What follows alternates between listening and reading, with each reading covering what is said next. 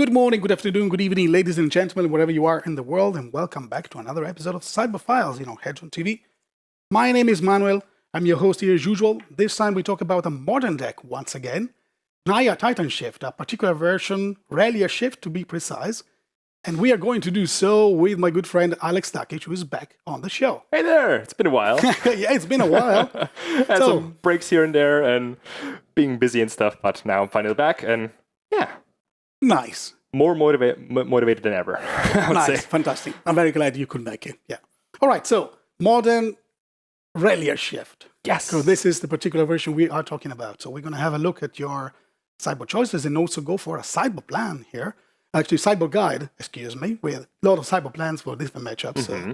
I would say matchups for, we talk about the matchups, the most relevant ones in the current meta game, I would say. And before doing so, though, as usual, we can have a look at the main deck configuration because we want to know, the list we're going to use as reference for these sideboard plans. So let's start with the main deck and Rallier Shift. So this is a very specific version. We're talking about Naya and Renegade Rallier in particular. Mm-hmm. So why playing white and why playing Renegade Rallier? So I guess white is my personal choice. Based upon the current modern meta, GP meta, it is, and based on the rise of KCI decks. I think splashing a third color for TitanShift is becoming more and more a viable and benefiting option. I saw a lot of people splashing black for slaughter games in the sideboard to fight KCI and combo decks in general, or maybe even Tron. And I wouldn't go that far and say that the white splash is necessarily better than the regular red-green version, but I think it's right now becoming a very viable option right now in the current meta game.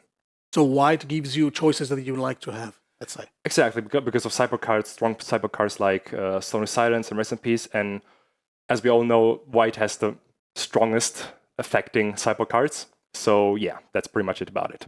Okay. And Renegade Rallier, what about it? Oh yes. Why this card? I really like this card because it turns the deck into a kind of more mid-rangey version of TitanShift. You still have the combo plan, the main combo plan, and you're not slower than before. I guess by splashing a third color comes naturally that you're sacrificing a bit of consistency. But I guess that's fine because we have such strong sideboard cards and also a great new option in the main board. So why Renegade Ralliers? I think I really like the synergy between the Ralliers and the Bloodbraid Elves, because you can cascade into Renegade Rallier, and if you happen to trigger a Revolt, you can bring back a fetch land, a Sakura Tribe Elder, a Seal of Fire, some interaction, or even a sideboard card. So that's the upside with Renegade Rallier. Okay. And it turns, as I said, this deck into a much more mid-range base deck, which is good against control decks in game one. It also opens up a few more slots in the sideboard for more non-creature spells, I would say. And yeah, that's pretty much the business regarding Renegade Rallier. Okay. So there's synergies, these things happening that you can actually get back cards, and you also have permanents like Seal of Fire, for instance, instead of having Lightning Bolt, so they can actually be rescued from the graveyard and put back into play. I mean, it's a worse Lightning Bolt. You just want 2 damage instead of 3. It's a different type of card. But exactly, it's a different type of card. It's especially suited for this kind of version. It can be brought back by Renegade Rallier, as you said. It's a great cascade target with Bloodbraid Elf, because you don't have to immediately target your opponent or creature with it.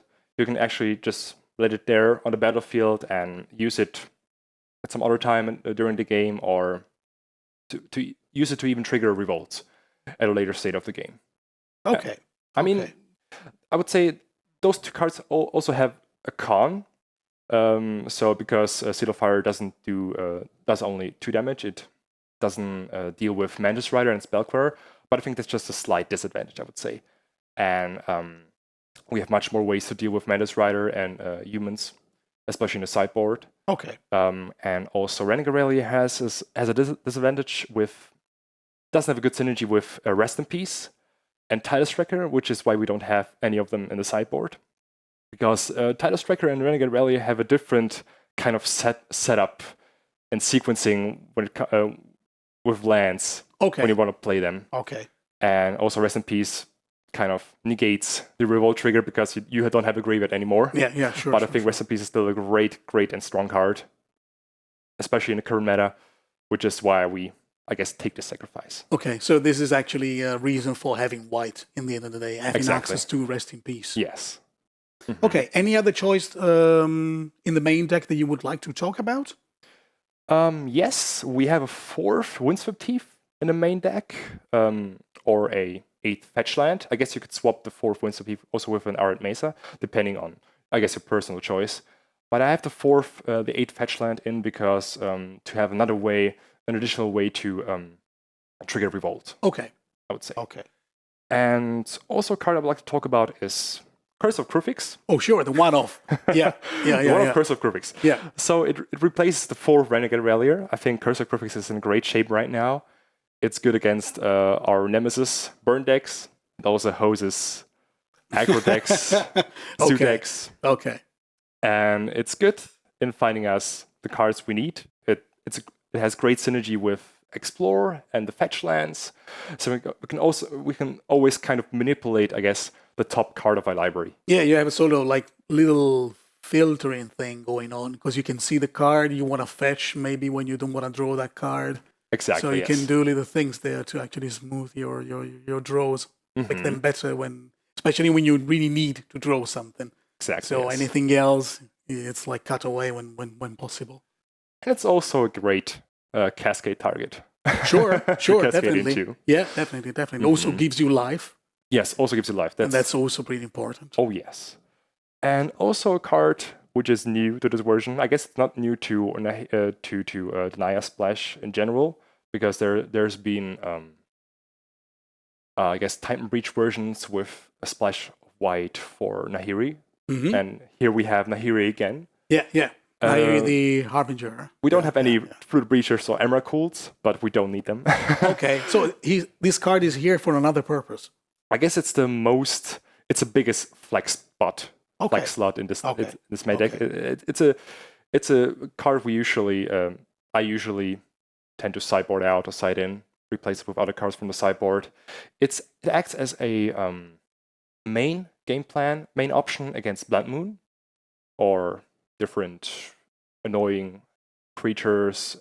I guess it also acts as a 4-mana or turn-free removal against creatures or artifacts and enchantments, especially Blood Moon.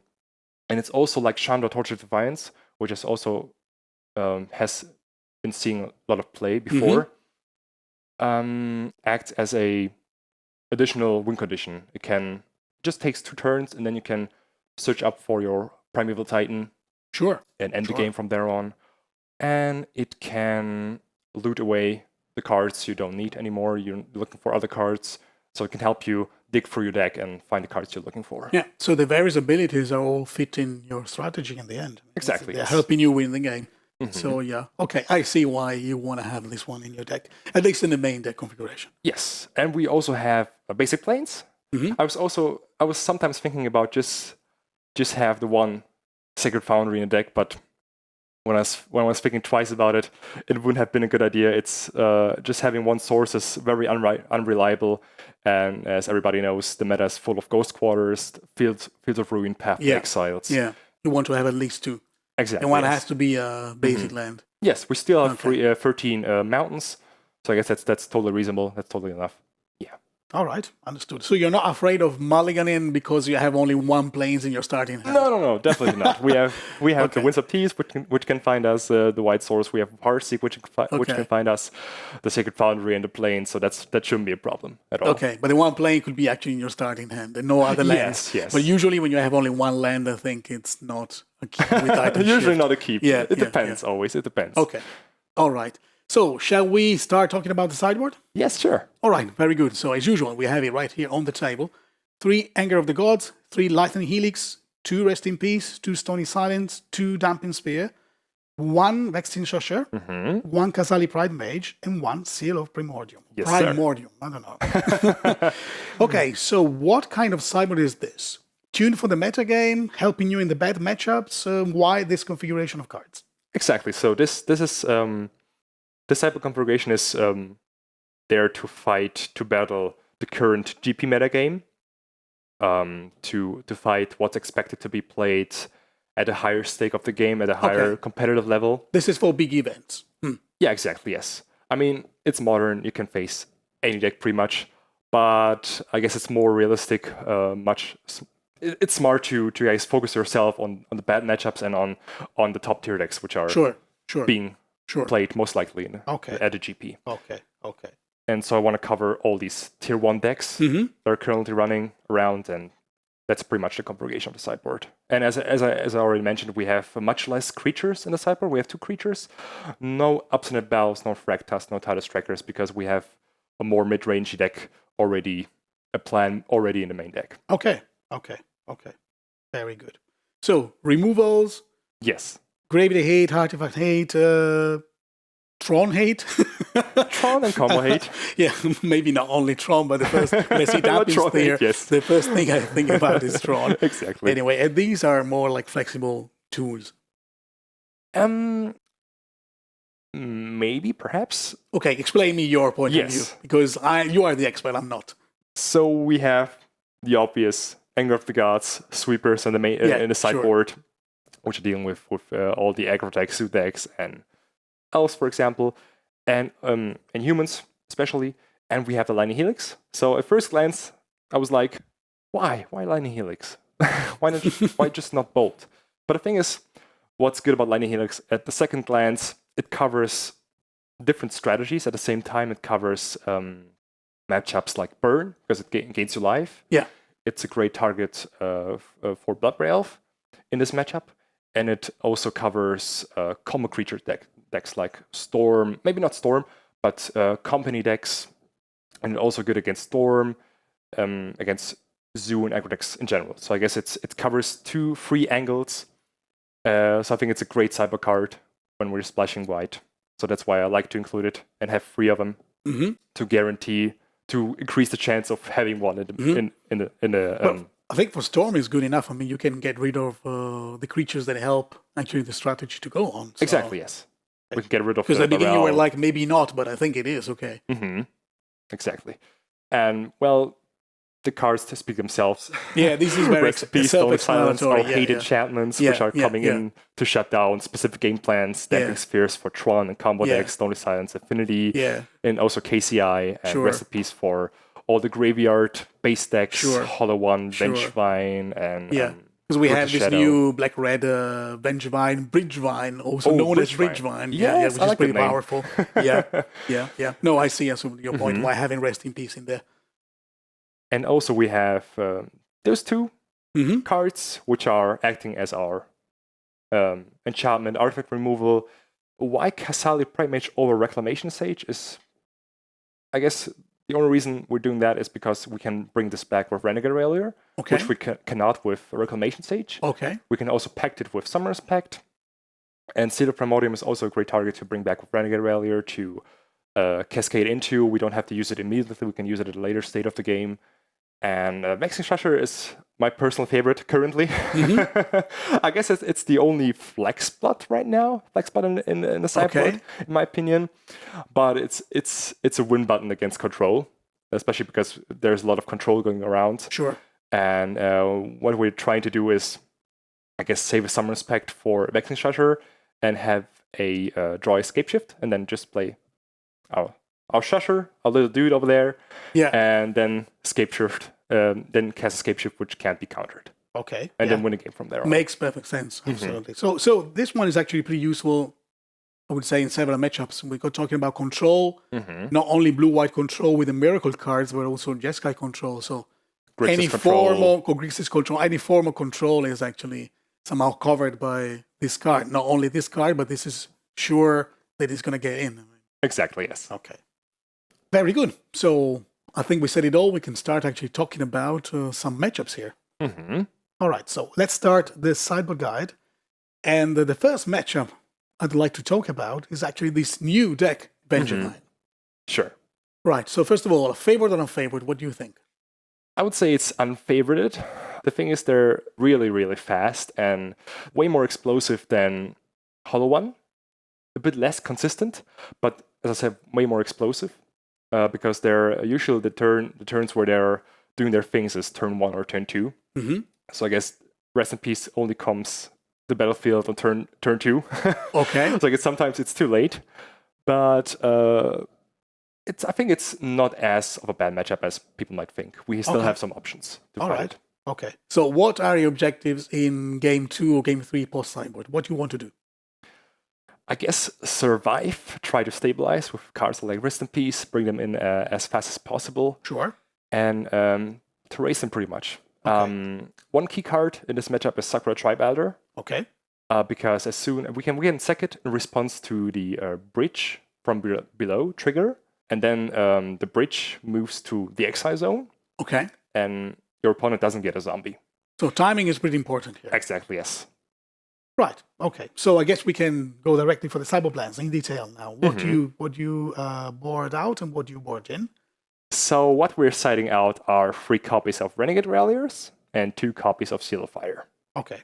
Whenever I side in Anger of the Gods or Rest in Pieces, I tend to side out Renegade Ralliers. Even though they can be used as a chump blocker against Vengevine and other creatures, I think our all other cards in our main deck are more important than Renegade Rallier in this one.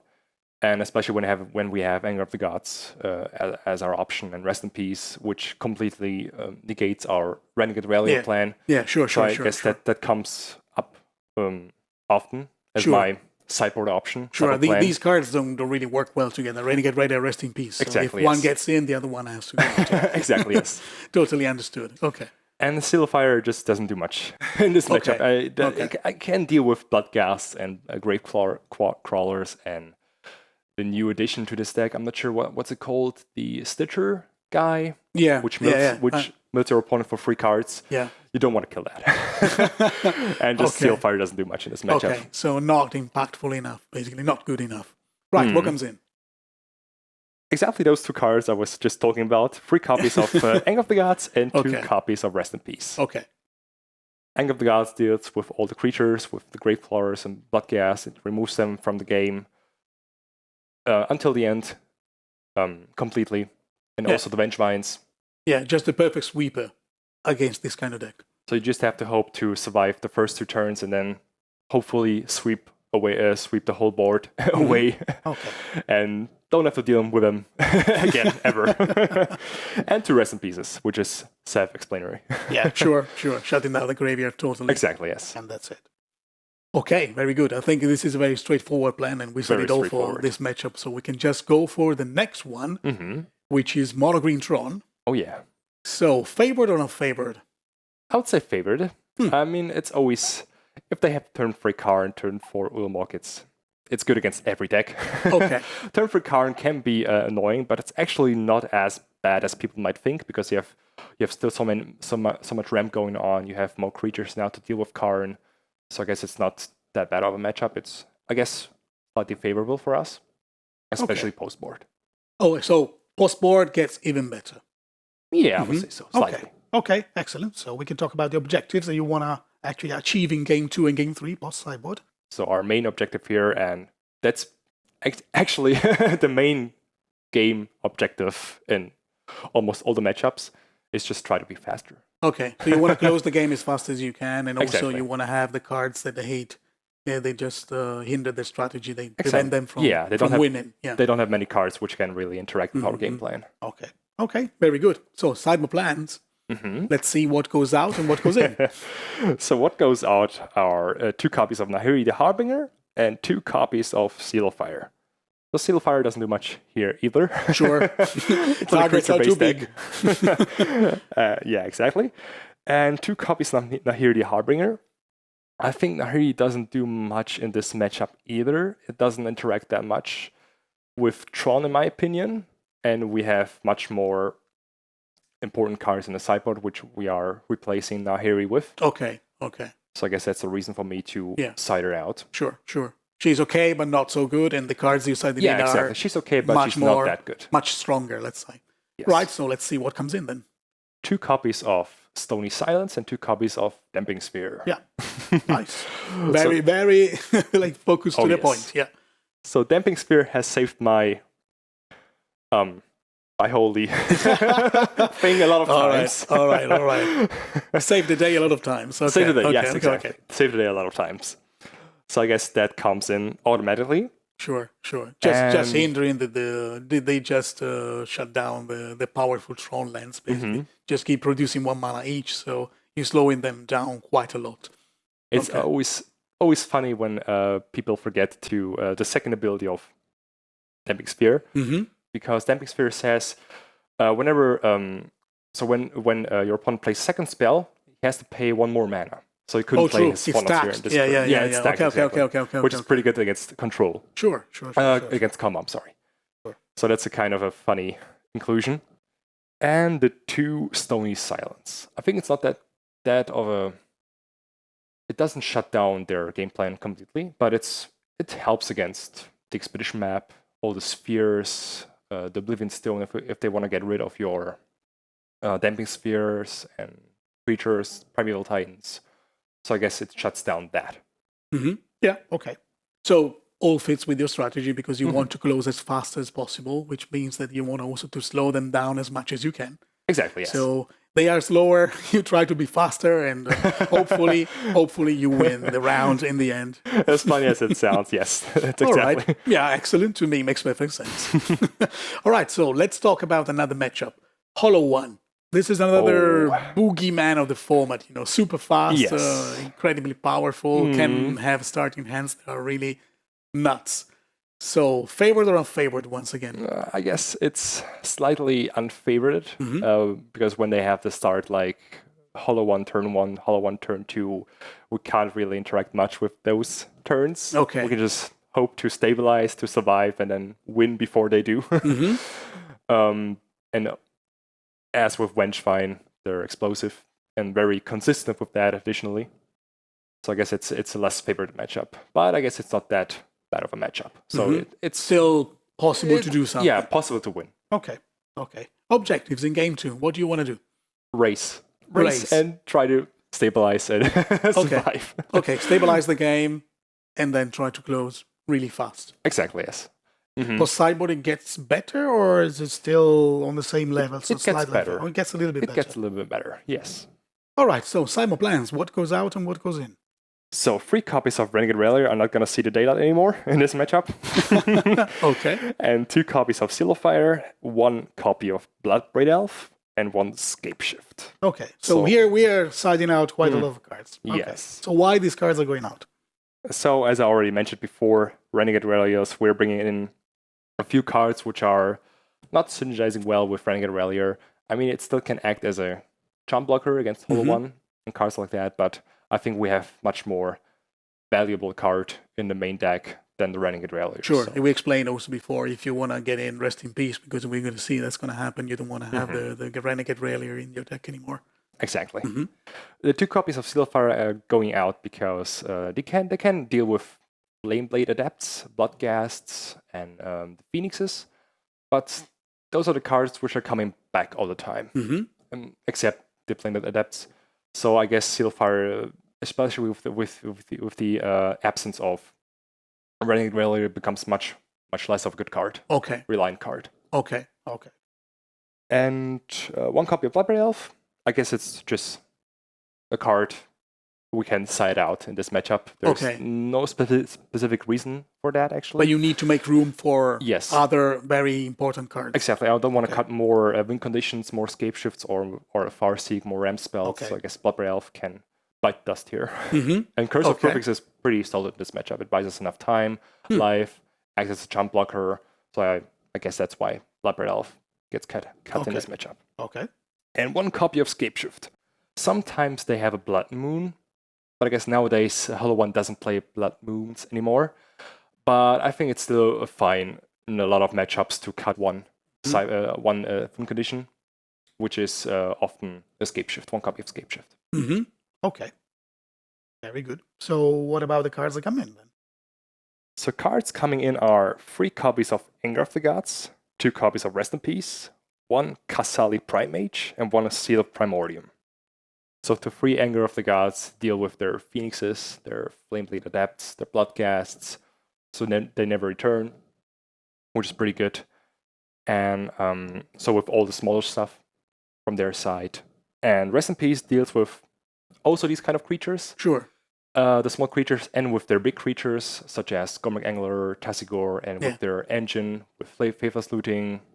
Yeah, because the creatures with Delve just cannot be cast anymore. Exactly. Or they have to be cast with the full amount of mana paid directly with the lens. You can't use the graveyard anymore. Exactly. So it's still a graveyard deck, so I guess Rest in Peace comes in quite handy here. And 1 copy of Castled Brave Mage and 1 Seal of Primordium. Those 2 cards are our answers to Hollow 1 and to a potential Blood Moon, perhaps. But Castled Brave Mage also acts as a jump blocker, just in case they don't have a Hollow 1. You can just jump block with it. Okay. But that's our game plan against Hollow 1s. Okay. The thing is with Seal of Primordium, which I really like, is that when it gets cascaded into or you just play it, you don't have to activate it immediately, use it immediately, sacrifice it immediately. You can sacrifice it at a later state of the game when they have to hardcast their Hollow 1s, for example, because you have the Rest in Peace out. So I guess it's kind of insurance in the late game as well. Right. Perfect. So I think we said it all for this one as well. We can just go for the next matchup. Oh, yes. So what do we have? What do we want to talk about next? Humans. Oh, okay. So this is another tier 1. This is another big deck. All right. So favored or unfavored? I would say definitely favored in this matchup, especially post-board, because we have access to so many sweepers and instant speed removals, and they can't really interact with our Valko triggers, so that's pretty good against them. Okay. Against their Metal Mages, against the Kaise Freebooters. So if it happens for them to get one of our escapes to Primeval Titan, I guess escape shoots with Kaise Freebooter, we can just nuke it down with a Valko trigger and get it back and then cast it and win the game. And Primeval Titan, they can't really interact with Primeval Titan except with Meddling Mage, so if they don't have this, it's a loss. Right, so objectives, boss sideboard, what do you want to do? What I want to do is, as always, race and interact with their threats. With the threats we need to interact with Meddling Mage, Kaise Freebooter, an early growing Falius Lieutenant or Champion of the Parish. Okay, so when you talk about interactions, you're talking about removals. You want to have more removals to deal with. Exactly. Yes. With their creatures. Okay, very good. So sideboard plans on the play on the draw are the same as we said before. What goes out, what goes in? So what goes out are 3 copies of Renegade Rallier, 2 copies of Nahiri the Harbinger, and 1 copy of Scapeshift. Okay. So Ralliers because we have the Anger of the Gods coming in. Yeah. And 2 Nahiri of the Harbinger, because I think she's way too slow in this matchup. She doesn't do much. I guess she can remove a creature, but as we already discussed, there are more valuable options in the main deck than her. She's okay, but she's not that good. Okay. So in this matchup, she's not really shining, so it's better just to take her out. Exactly. And 1 Scapeshift. I guess it's the one condition we can side out to make room for interactive spells. Okay. Is it a game that goes a little bit longer so you can afford to actually side out one condition, or? Yeah, I don't want to cut any Farseeks, any Rem spells. I don't want to cut Blood Rails because they can cascade into our interactive spells, our Rem spells, and also what else is there? The Curse of Crucifix as well. Yeah. It can act as a blocker, it gains us life and finds our sideboard cards perhaps. So that's why I'm cutting 1 Scapeshift. So what comes in are 3 copies of Anger of the Gods and 3 copies of Lightning Helix. I guess it's self-explanatory. Yeah, Lightning is our instant removal acts. I guess the Meddling Mage usually names Lightning Bolt, so they will come as a surprise, I guess, with a surprise factor, I would say. And Anger of the Gods just deals with the whole board. Can get cascaded into with Bloodbraid Elf. It's a great card overall. And even if they happen to name Anger of the Gods with Meddling Mage, it's not the end of the world. We still have some ways to interact with Meddling Mage and their cards, their threats, and it's still a good matchup. This is the sweeper you want to have. This is the sweeper I want to have. Yeah, this is the card you want to have. There's been lists where people had a split of 3 different sweepers, which I can understand, especially against a meta which is full of humans. I used to have 1 Fire Spout or Slag Storm, 1 Anger of the Gods, and 1 Sweltering Suns. But I think I necessarily don't need that, especially when I'm playing against dredge or hollow one decks. So I guess Anger is much better. Yeah, you want to option as a have sweeper. this sweeper that exiles creatures. Exactly, At the yes. moment is what you want to have. Yeah, I totally understand you, and I agree with absolutely. Right. Okay. So we set it all for this match, and we can go for the next one. We go back to combo territory with another Combo Town. yeah, combo town with another tier 1 of the format at the moment, KCI, Krark-Clan Ironworks. So favored or unfavored? I guess it will become more favored at post-board, but pre-board it's definitely not favored because they're faster than us. Okay. We can't really interact with them. They don't interact with us, but they're faster. It's So like pre-board is a bad matchup. Pre-board, I think, a bad Plus matchup. sideboard gets better, but it's still not so easy. I mean, we can still win game 1 if they happen to stumble or don't find their KCI. We can still win, but that's so more about them than about TitanShift. But I'm expecting to lose game 1. All right. Okay. So objectives post sideboard. What you want to do? Erase as always and try to shut down their game plan. Okay. Okay. Super clear, very concise. Super clear. I really like this. Fantastic. So sideboard plans. What goes out and what goes in? So what goes out are 3 Renegade Ralliers, as always. 2 Nahiri Harbingers, 2 copies of Seal of Fire, and 1 copy of Cursor of Krufix. So the Renegade Ralliers again. That's the same story as always.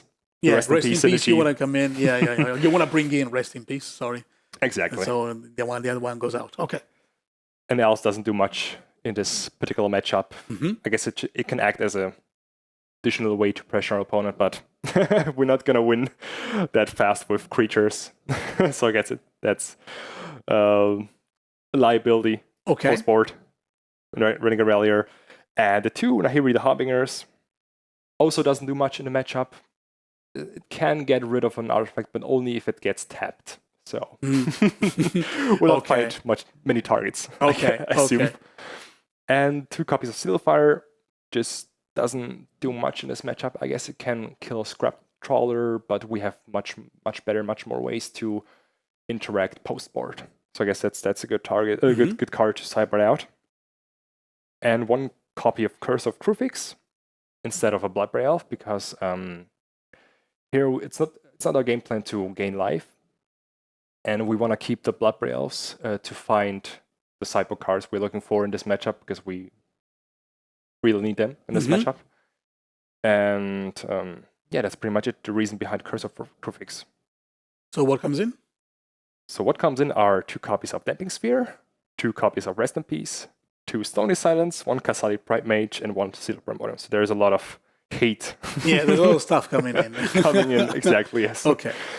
So Damping Spheres are pretty good against combo in general, because it's a deck which combos with a lot of cards. I guess with just a few cards, but they're replaying them over and over, and with Damping Sphere on the battlefield, they have to pay even more and more mana to cast them, so I guess that hinders them from comboing off. Yeah. And Rest in Peace shuts down their whole graveyard. They can't bring cards back from the graveyard, so that's which is pretty important for their strategy, because Exactly. they have this really recursive element in their winning game plan. They can't do their Sack Outlet anymore, bring back their whatever they want to bring back, their Scrap Trawler, Mirror Retriever, Mox Upholds, whatever. And 2 Stony Silence, which also shuts down their complete engine. So I guess Stony Silence is the strongest card in this matchup. They're going to bring in some Nature's Claim probably, especially when they see us splashing white.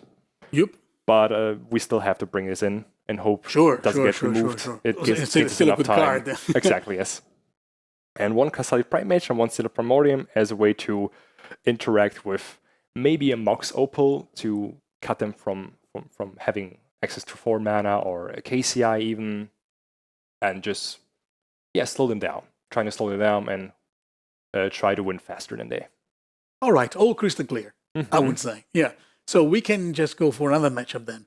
And we can talk about blue-white control, mentioning that also this plan that you have is actually a plan that goes for both blue-white control and Jeskai control. I mean, your strategy is the same. But let's keep it for simplicity, let's just keep it, blue-white control. So favored or not favored, generally speaking? That's kind of a mixed feeling. A lot of people are saying it's slightly unfavored. I personally say it's slightly favored in our side. Why is that? Because they can't counter all of our RAM spells and interact with our Valka triggers, except with Fields of Ruin and Ghost Quarters. I guess we can come to a position where they have all the counter spells and we're just too slow to win the game with no Valakut online. They can counter basically every spell we have. But I think that's one of the worst case scenarios. Okay. So I think in general it's a favorite matchup for us. Okay. Oh, what I forgot to mention is especially when we have this kind of more mid-rangey approach to the deck with Renegade Ralliers, Bloodbraid Elves, because Bloodbraid Elves is a huge annoying piece of card, piece of paper against control because it nets you value. Yeah, sure. The moment you cast it. Sure. No, totally understand. Okay. What are your objectives in the game post Sideboard? What do you want to do? So here we can actually give ourselves a bit of time. I guess we can still try to raise them and pressure them with all our creatures. But I would say here in this matchup, I would say we better keep our scape shifts in our hands because we want to surprise them with a double scape shift with 8 lands because they usually can't counter both of them. Okay, so you want to play a longer game. We want to play a longer game because when we get to this point where we just play one condition turn by turn, they can just counter turn by turn, and that helps us. Okay. Not much. Okay. I guess we can when we have turn 4 primary time, we can cast it and try to see if they have the counter spell. Sure. Sometimes they don't have it. But usually I would approach this matchup more slowly. Okay. And other objectives? Maybe you want to make sure that your win condition goes through all the wall of counters. But we can see that in detail In with the postboard, yes. Yeah, with the postboard. All right. Okay. So what do you side out and what do you side in? So what I'm siding out are 2 copies of Seal of Fire and 1 Farseek. So okay, pretty easy. Not much, pretty easy. Seal of Fire doesn't do much. I guess it can deal with Snapcaster Mages, but that's not our primary game plan. Primary threat in this matchup. And 1 copy of Farseek. I don't want to cut any scape shifts here or creatures, so that's why I'm choosing to cut 1 Farseek because we still have our Renegade Ralliers as our Rem spell. So I guess one copy of Farseek can get sided out in order to make space for some better cards in the sideboard. Okay. And what comes in? 1 copy of Kasali Pridemage, 1 Seed of Primordium, and 1 Vexing Shusher. Okay. I hope I pronounced it right. Why these cards? So Kasali Pridemage and Seed of Primordium deals with Search for Skanta, with Ruined Halo, and I guess with these cards, Spreading Seas, if Uwe Control happens to play them again. But the thing is with Kasali Pridemage that it's an additional threat, it's an additional body. If you cascade into it, you can use it as an additional way to pressure your opponent. So I guess it's not always a dead card. And Seed of Primordium can get used in a later state of the game when they play Search for Skanta, because Search for Skanta is a difficult card. As soon as they flip it, turn it into a land. It's Then it gets really hard because they can smooth their they can draws. just dig for a solution for the cards you're looking for. So I guess that's a spot you want to avoid. So that's why you have your seal. That's why you have a Seal of Primordium in this one. And the Vexing Shusher. Making sure your spells resolve. Exactly, yes. So the ideal scenario would be you have 7 lands open, and you play your Vexing Shusher. No, ideally 8 lands. Because with 7 lands, when you cast Escape Shift, they can Cryptic Command bounce your 7th land, so you don't have your 18 damage anymore. Okay. So I guess you want to wait until you have 8 lands, Summoner's Pact, or play your Vexing Shusher from your hand. It doesn't get countered. Then you play your Escape Shift, or even your Primeval Titan. And if they want to counter it, you just make it uncounterable. And win the game. So it's I win the game button. Okay, you have to set it up properly, but this is the way you want to go for. And they can't even really response kill your Vexing Shusher with Path to Exile, Lightning Bolt, because you can still, in response, make your spell uncounterable. Yeah, sure, you can respond. And give your spell proof pretty much. Yeah, killing the guy doesn't accomplish anything in the end. You Exactly. still have your uncountable win condition. Right, okay. So we can go for another matchup then. Mardu Pyromancer. So, favorite or not favorite? The usual thing. Favorite. Okay. Because it's like a mid-range. It's like a mid-range deck like Junt and Absan, which are also favorited, but they don't have. They have a much slower clock than Junt or Absan have. So I guess the only thing which we are worried about, but why we have Nahiri is the Blood Moon. Okay. That's pretty much it. I guess they can still win the game with their discard spell, the Blood Moons, and swarm of tokens, and we don't happen to find anything, draw anything, so we can still lose this matchup. But I think it's very, very favorable. So I like to play against this matchup. Actually, Okay, so especially post-board. All right. So talking about objectives here in game 2, game 3, post-sideboard, Blood Moon is like top priority, I would imagine. Yes, top priority. Okay, so we gotta be cautious for this card Okay. and try to fetch for basic forest or maybe a basic okay, plains post-board sure, and pre-board as well for Nahiri. sure. But that's the only thing we have to be Okay. cautious about. So objectives post-sideboard, playing around Blood Moon, so be aware of it and Yes. play accordingly. And anything else, or Just just do your game? exactly. Just do our Okay. game. Yes. All right, excellent. So cyber plans, what goes out and what goes in? 3 copies of Renegade Rallier and 2 copies of Nahiri the Harbinger and 2 copies of Seal of Fire. You might be questioning why Nahiri, because she's a way to get rid of Blood Moon. But I think she's a great swap with our other 2 cards, which we are going to bring in, that deal with Blood Moon. Okay. So I guess we don't need her anymore post-board. And also Okay. because she gets handled quite fast, quite easily, because they have a swarm of tokens, of flyers, and also Dreadbore, which they usually, I think, keep in because of Primeval Titan, and that can shut down Planeswalkers as well. So I guess we have better ways to deal with the Blood Moons post-board. Yeah, totally understandable, yeah. And the Seal of Fire doesn't do a whole lot much in this matchup as well. It deals with Young Pyromancer and a few tokens, but that's pretty much it about it. And it's rather a weak card in this matchup, in this case scenario. And 3 Renegade Ralliers, same reasoning here. We are bringing in the 3 Anger of the Gods, the Rest in Pieces, which are all kind of... Sure. And the Renegade is not shining anymore. Exactly, Okay. yes. Okay, so what comes in? Yeah, you mentioned just the Anger of the Gods. Okay, go on from there. So the 3 Anger of the Gods, the 2 Rest in Pieces, the obvious choices, and 1 Casali Pride Mage and 1 Seal of Primordium. That's pretty simple here. The Casali Pride Mage and the Seal of Primordium are the swaps for Nahiri to deal with Blood Moon. And the Anger of the Gods and Rest in Peace are here to deal with the swarm of creatures and their graveyard. They're also a graveyard-based deck. They use a lot of Faithless Looting, Battle and Reveler, and Lingering Souls. Yeah. So I guess Rest in Peace shuts down a big portion of the game plan. Sure. And absolutely. it's already, they already have a slow clock that just slows them down more, even more. Yeah, they're not like the fastest deck out there. And without Graveyard, with Rest in Peace shutting down this huge portion of the game plan, as you said, they're going to get even slower. So yeah. Exactly, yes. You gain the time enough to thrive and, grab. Thrive, I like this word. and snatch victories. Snatch. Nice one. Well, yes. in this case, not really under too much stress, so just grab victory, lead your Primeval Titan and your Valakut to victory. Or they will lead you to victory. To victory. Yeah, exactly. Right, okay, so we can go on with another matchup, and this one is Hardened Scale Affinity. Oh, yes. Right, Oh, yes. so this one, totally different animal here. We go in a totally different situation, aggro territory.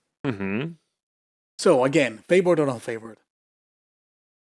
Ooh, that's a tough question, because it's same with Affinity. Game 1, if you don't have the interaction, and if they have their hunt scales, it's very tough to win a game because they're so fast, so explosive. I guess even more explosive than than Affinity. I'm sorry, but it's very similar to Affinity, I would say. But it's pre-board is less favorable, but post-board we have a few ways to interact with them to shut down their game plan. Okay, still a hard one though, even post-board? Post-board, I'm much more confident. Okay. But pre-board, it's scary. It's scary. Okay. I mean, if they don't have their Hardened scales, they're much slower. Sure. Yes, and significantly slower, Yeah. but still threatening with Aquan Ravager and Hangback Walker and all those modular creatures. Mm-hmm. Okay. Objectives plus sideboard. What do you want to do? In this one, it's similar to I guess KCI and humans. We try to interact with their threats and try to shut down their game plan before they overrun us with their creatures, and just try to race to hopefully be faster than them and win the game. All right. Okay. Cyber plan. What goes out and what goes in? Mm-hmm. So what goes out are 3 copies of Renegade Rallier, 2 copies of Seal of Fire, and 1 copy of Curse of Kruvix. So Renegade Ralliers, same story here. We're bringing in Rest in Pieces and kind of neglects the game plan here. And also we're bringing out the Seal of Fires, so there's less and less option to keep the Renegade Ralliers in. And the Seal of Fire, I know what you're asking. We need interaction, but I think Seal of Fire doesn't do enough damage, and especially when they get their engine going, it's 2 damage is nothing. They can, especially with Aqua Ravager, they can sacrifice their targets in response. Sure. And grow their things larger. Sure, because they have modular creatures, Yeah. Exactly. Okay. And especially if they have 2 creatures out, killing one doesn't solve the problem, doesn't solve the issue sometimes. Okay. And 1 Curse of Kruvix. I think it's a decent card here, but it's one of the weaker cards. Gaining life is an option.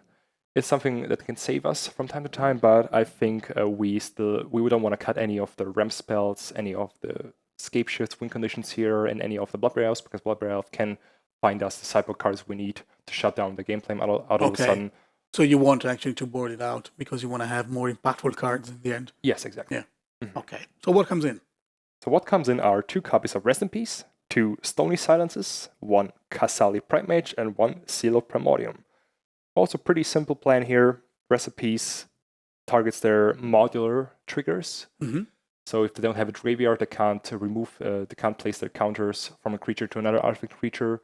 So Aquan Ravager gets shut down, Hangback Walker gets shut down, their Aquan Workers get shut down because they can't trigger their modular ability anymore. Yeah, because the cards are directly exiled. Exactly, yes. And the 2 Stony Silence, it's the same effect when playing against Affinity. It shuts down their whole engine, the Aquan Ravagers, the Hangback Walkers, pretty much all of the cards. Mm-hmm. Their Darkseer Citadels, their Mana Base, Mox Upholds. So it's pretty good in this matchup. And the 1 Kasali Pride Mage and 1 Seal of Primordium to interact with some of their creatures and Hardened Scales as a hard removal. Because the Lightning Elixirs or the Seal of Fire doesn't do much. They can be helpful the first few turns dealing with creatures, but I think a hard removal is way more important because they can throw larger than the free damage or 2 damage. Sure, you want to be able to have answers to the threats regardless how much toughness they have or much power they have. Oh, yes. You just want to destroy them, basically. Exactly, yes. Yeah, okay. Right, totally understood. All right, okay. So perfect, crystal clear plan, we would say, for this last matchup, because this is the last matchup that you want to talk about for this Cyber Guide. It was quick. So we reached, it was quick. I think in the video overall it's not going to be so quick, but making it, was pretty fun. So actually time flies when you have fun. I miss those times. I miss the Cyber files. So and I'm then really you have happy to be here back. more often. All right, okay. So we reached the end of this episode here. Mm-hmm. So before we end the episode, I would like to say something. Oh, please go ahead. So I would like to give a shout out and big thanks to 2 persons, 2 people, 2 players.